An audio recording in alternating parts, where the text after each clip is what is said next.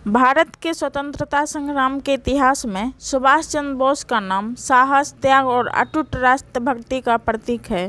वे केवल एक क्रांतिकारी नेता नहीं थे, बल्कि ऐसे विचारक भी थे जिन्होंने आज़ादी के लिए पारंपरिक सीमाओं से आगे बढ़कर संघर्ष किया। उनका जीवन हमें यह सिखाता है कि जब लक्ष्य राष्ट्र की मुक्ति हो तो हर कठिन राह भी आसान बन जाती है। सुभाष चंद्र बोस का जन्म 23 जनवरी 1897 को उड़ीसा के कटक शहर में हुआ। उनके पिता जानकी नाथ बोस एक वकील थे और माता प्रभावती देवी धार्मिक एवं संस्कारशील महिला थी। सुभाष बचपन से ही त्रिबुद्धि, अनुशासन और आत्मसम्मान से परिपूर्ण थे। उन्होंने कलकत्ता के प्रेसिडेंसी कॉलेज और बाद में स्कॉटिश चर्च कॉलेज में शिक्षा प्राप्त की। पढ़ाई के बाद साथ साथ उनके मन में देशभक्ति की भावना लगातार प्रबल होती चली गई। उच्च शिक्षा के लिए वे इंग्लैंड गए और भारतीय सिविल सेवा की कठिन परीक्षा में शानदार सफलता प्राप्त की। यह उस समय किसी भी भारतीय के लिए बहुत बड़ी उपलब्धि थी, लेकिन जब उन्होंने देखा कि यह सेवा ब्रिटिश शासन की रीढ़ है तो उनके अंतरात्मा ने चैन से बैठने नहीं दिया। उन्होंने एक प्रतिष्ठित पद को ठुकराकर देश सेवा का मार्ग चुना। भारत लौटने के बाद सुभाष चंद्र बोस स्वतंत्रता आंदोलन में सक्रिय रूप से कूद पड़े। वह देशबंधु चित्तरंजन दास के निकट सहयोगी बने और उनसे राजनीति व संगठन का व्यवहारिक ज्ञान प्राप्त किया। जल्द ही उनकी पहचान एक निर्भीक, स्पष्टवादी और कर्मठ नेता के रूप में बनने लगी। वे भारतीय राष्ट्रीय कांग्रेस में शामिल हुए और अपने तेज विचारों के कारण युवाओं में अत्यंत लोकप्रिय हो गए। 1938 में वे कांग्रेस के अध्यक्ष चुने गए। अध्यक्ष के रूप में उन्होंने पूर्ण स्वराज की मांग को और अधिक सतर्क ढंग से उठाया, लेकिन उनके विचार महात्मा गांधी और कांग्रेस के कुछ अन्य नेताओं से मेल नहीं खाते थे। सुभाष मानते थे कि अंग्रेजों को केवल अहिंसक आंदोलन से नहीं, बल्कि सतर्क प्रतिरोध से ही देश छोड़ने पर मजबूर किया जा सकता है। मतभेद बढ़े और अतः उन्होंने कांग्रेस अध्यक्ष पद से इस्तीफा दे दिया।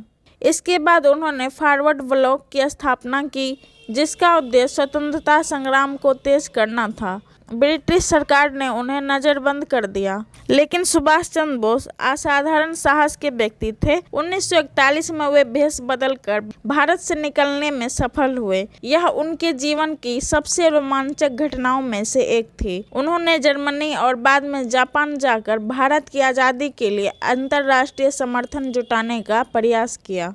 जापान की सहायता से उन्होंने आज़ाद हिंद फौज, इंडियन नेशनल आर्मी का पुनर्गठन किया। यह सेना उन भारतीय सैनिकों से बनी थी जो पहले ब्रिटिश सेना में थे।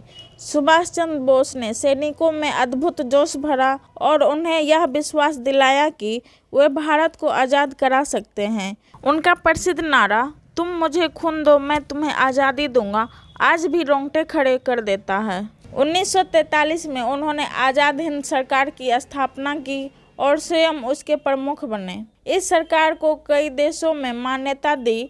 अंडमान और निकोबार द्वीप समूह का आज़ाद हिंद सरकार के अधीन लाया गया और उनके नाम शहीद व स्वराज रखे गए। यह पहली बार था जब भारत की धरती पर किसी भारतीय सरकार का झंडा विदेशी शासन के विरुद्ध लहराया। आज़ाद हिंद फौज ने दिल्ली चलो का नारा देते हुए भारत की ओर कूच किया और पूर्वोत्तर भारत के कुछ हिस्सों में ब्रिटिश सेना से भीषण युद्ध लड़े। अतः यह अभियान सफल नहीं हो पाया, लेकिन इसका मनोवैज्ञानिक प्रभाव अत्यंत गहरा था। इसने भारतीयों के मन में अंग्रेजों का भय निकाल दिया और ब्रिटिश सेना के भारतीय सैनिकों में विद्रोह की भावना को प्रबल किया। 1945 में सुभाष चंद्र बोस की मृत्यु को लेकर आज भी रहस्य बना हुआ है। आधिकारिक रूप से कहा जाता है कि 18 अगस्त 1945 को ताइवान में एक विमान दुर्घटना में उनका निधन हो गया, लेकिन अनेक लोग इस पर संदेह व्यक्त करते हैं। चाहे उनका अंत जैसा भी रहा हो, यह निर्विवाद है कि उनका जीवन भारत की आज़ादी के लिए पूर्ण संपूर्ण का उदाहरण था। सुभाष चंद्र बोस का योगदान केवल सैन्य संघर्ष तक सीमित नहीं था। वे एक दूरदर्शी नेता थे जो स्वतंत्र भारत को एक शक्तिशाली, अनुशासित और आत्मनिर्भर राष्ट्र के रूप में देखना चाहते थे। वह समाज से समानता, सामाजिक न्याय और राष्ट्रीय एकता के प्रबल समर्थक थे। उनके विचार आज भी युवाओं को प्रेरित करते हैं कि देश के लिए साहसिक निर्णय लेना ही सच्ची देशभक्ति है। नेताजी सुभाष चंद्र बोस का जीवन हमें यह सिखाता है कि आज़ादी केवल मांगने से नहीं मिलती, उसके लिए त्याग, संघर्ष और अटूट इच्छा शक्ति की आवश्यकता होती है। वे भले ही शारीरिक रूप से हमारे बीच न हों, लेकिन उनके विचार, उनका साहस और उनका सपना आज भी हर भारतीय के हृदय में जीवित है। यही कारण है कि वे सदा नेताजी कहलाते रहेंगे।